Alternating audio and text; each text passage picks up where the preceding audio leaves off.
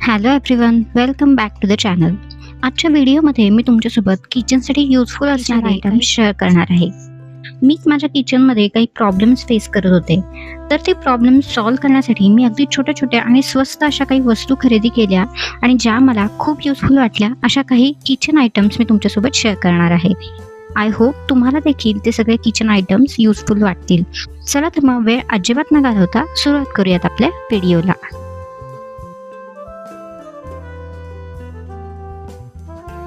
दररोजच्या पोळ्या करताना माझ्या किचन काउंटरटॉपची अवस्था ही अशी असायची.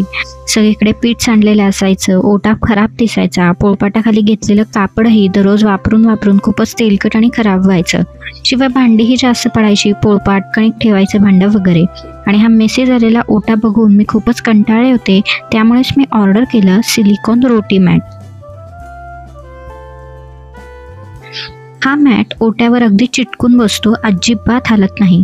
आकाराने मोठा आहे त्यामुळे याच्यावर आपण सहज कणिकही मळू शकतो. कणिक ठेवायला आता वेगळं भांडंही घ्यायची गरज नाही आणि पोळपाटाची तर अजिबातच गरज नाही. यावरच आपण कणिकेचे गोळे करून ठेवू शकतो, पिठाचा डबा ठेवू शकतो, एखादी तेलाची वाटीही ठेवू शकतो आणि शिवाय यावर पोळ्याही लाटू शकतो. यामुळे आपलं कामही झटपट होईल आणि ओटाही जास्त खराब होत नाही. सगळ्यात जास्त उपयोगी हे मला पुऱ्या करताना पडतं. का तर याच्यावरच एक मोठी पोळी लाटून द्यायची आणि त्याच्यातूनच अशा छोट्या छोट्या खूप साऱ्या पुऱ्या तयार करायच्या. त्यामुळे मी हे दररोज आता पोळ्या करताना आणि पुऱ्या करताना नक्की वापरते. यामुळे माझी भांडीही कमी पडतात आणि ओटाही स्वच्छ राहतो. आता हे बघा, माझ्या सगळ्या पोळ्या करून झालेल्या आहेत तरीसुद्धा ओटा अजिबात खराब झालेला नाही आहे. पोळ्या करून झाला की अशा प्रकारे घडी करून बाजूला करायचा. आता बघा, ओटा काहीही खराब झालेला नाही आहे. फक्त एक ओलं कापड ओट्यावरून पुसलं की कोणाला वाटणारही नाही की इथे आपण आत्ता पोळ्या केलेल्या होत्या. आणि हा सिलिकॉन रोटी मॅट धुवायलाही खूप सोपा आहे. फक्त नळाखाली जरी धरला तरी तो खूप स्वच्छ होऊन जातो. आणि एकदा का वाळला की अशी छोटीशी घडी करून कोणत्याही कपाटामध्ये इझिली बसू शकतो. जास्त जागाही नाही लागत. माझ्या घरी खरं तर भांडी धुवायला कामवाल्या मावशी येतात. त्यामुळे किचन सिंकमध्ये खरं तर खूपच कमी भांडी धुतली जातात. जसं की काही काचेचे कप, ग्लास किंवा जी काही भांडी मला अर्जंटली लागणार असतील तेवढेच मी किचन सिंकमध्ये धुते. पण जे काही भांडी मी थोडीफार धुते किचन सिंकमध्ये ती अशी किचन ओट्यावर पालथी घालायचे. आणि जेव्हा ही भांडी किचन ओट्यावर पालथी घालायचे तेव्हा सगळं पाणी त्या किचन ओट्यावर व्हायचं आणि सारखा माझा किचन ओटा ओला व्हायचा. म्हणून मी हे सिंक मॅट खरेदी केले. आता हे मॅट मी किचन सिंक जवळ ठेवते आणि जी काही थोडीशी भांडी मी धुते ती या मॅटवर पालथी घालते. आता धुतलेल्या भांड्यांमधून जे काही पाणी निथळत असतं ते सगळं पाणी या मॅटमध्ये ऑटोमॅटिकली ॲब्झॉर्ब केलं जातं. हे बघा, सगळं पाणी हा मॅट ॲब्झॉर्ब करतोय. मॅटच्या खाली बघा, काहीही ओलेपणा राहिलेला नाहीये इतकं पाणी सांडून सुद्धा. हा किचन ओटा पूर्णपणे कोरडा आहे या मॅटच्या खाली. हा खरं तर खूपच छोटा साईज ऑर्डर झाला माझ्याकडून, पण तसा माझ्यासाठी सफिशियंट आहे. पण यामध्ये अजूनही काही मोठे मॅट्सही अवेलेबल आहेत. हे मॅट वाळण्यासाठीही खूप सोपे. अगदी 10-15 मिनटं फॅनच्या वाऱ्याखाली किंवा उन्हामध्ये तुम्ही ठेवलेत ना तरीसुद्धा अगदी कोरडे होतात. ना यामध्ये वास राहतो ना कोणताही ओलेपणा राहतो. माझ्याकडे अशी ही स्टीलची ऑइल बॉटल होती, ती मी यूज करायचे. पण एकतर ती ऑइल बॉटल तेल ओतताना अशी लीक व्हायची, सगळं तेल गळून खाली बॉटलपर्यंत यायचं आणि त्यावर धूळ बसून बसून बॉटल खूपच खराब दिसायची. आणि दुसरं म्हणजे या बॉटलला हँडल नसल्यामुळे चांगली ग्रिप मिळत नव्हती. म्हणून मग मी एक नवीन ऑइल डिस्पेन्सर ऑर्डर केली. ही आहे 2-in-1 ऑइल डिस्पेन्सर, स्प्रेएबल अँड पोरेबल. ही एक ग्लास बॉटल आहे. या बॉटलच्या पाईपला खाली असा एक मेश दिलेला आहे ज्यामुळे फूड पार्टिकल्स अडकून स्प्रे मेकॅनिझम खराब व्हायला नको. बॉटलचं तोंड मोठं असल्यामुळे यामध्ये तेल ओतणं इझी होतं. शिवाय बॉटल क्लीन करायला सुद्धा इझी जातं. बॉटलला हँडल असल्यामुळे ही बॉटल एका हातात इझिली होल्ड करता येते. बॉटलच्या वर असं एक बटन आहे जे मागे पुढे करून आपण त्यातून ऑइल इझिली पोअर करू शकतो. आणि सगळ्यात महत्त्वाचं म्हणजे ऑइल पोअर करताना अजिबात ऑइल कुठूनही लीक होत नाही. त्यामुळेच ही बॉटल नेहमीच स्वच्छ राहते.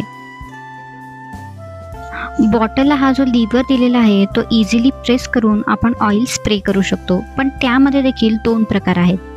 जर का हा लिव्हर फास्ट प्रेस केला तर ऑइल मिस्ट फॉर्ममध्ये स्प्रे होतं आणि जर का स्लो प्रेस केला तर ऑइल स्टेडी स्ट्रीम फॉर्ममध्ये स्प्रे होतं. तर हा स्प्रेयर आपण कुठे यूज करू शकतो, तर पराठा करताना आपण तव्यावर जे ब्रशने तेल लावतो त्याऐवजी आपण बॉटलने अशा पद्धतीने स्प्रे करू शकतो. पराठ्यावरही करू शकतो. किंवा डोसा, चिला, उत्तप्पा करताना तव्याला जे काही आपण ब्रशने तेल लावतो त्याऐवजी ही जर का बॉटल असेल तर या बॉटल्सनी आपण ऑइल स्प्रे करू शकतो. याचा फायदा काय होतो, तर एक तर ऑइल सगळीकडे इव्हनली स्प्रे होतं आणि दुसरं म्हणजे जास्त क्वांटिटी ऑइलची स्प्रे होत नाही. अगदी लिमिटेड क्वांटिटीमध्ये ऑइल यूज होतं. Convenient to hold and comfortable to use असलेली ही ऑइल बॉटल मला खरंच खूप युजफुल वाटली. मला पर्सनली खूप आवडली, म्हणूनच मी आज तुम्हाला ही सजेस्ट करत आहे. माझ्यासाठी हा नक्कीच मस्ट बाय किचन प्रोडक्ट आहे. आणि ही बॉटल खूप महागही नाही आहे, अगदी बजेट फ्रेंडली आहे. जर का तुम्हाला घ्यायची असेल तर याची लिंक मी डिस्क्रिप्शन बॉक्समध्ये प्रोव्हाइड केलेली आहे, एकदा नक्की चेक करा. शिवाय आपला काउंटर टॉपही सुंदर दिसतो अशा ऑइल बॉटलने. घरातली भांडी धुण्यासाठी स्पेशली स्टीलचे कुकर, कढई, पातेलं वगैरे धुण्यासाठी आपण अशा पद्धतीच्या घासण्या वापरतो.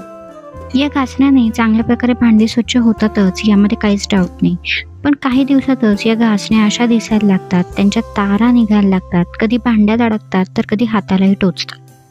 मी आजकाल अशा पद्धतीचे स्टील स्क्रबिंग पॅड्स वापरते. एका पॅकमध्ये 10 पॅड्स येतात. हे खूपच चांगले वाटले मला स्टील स्क्रबरपेक्षा. याच्या तारा निघत नाहीत ना या हाताला टोचतात.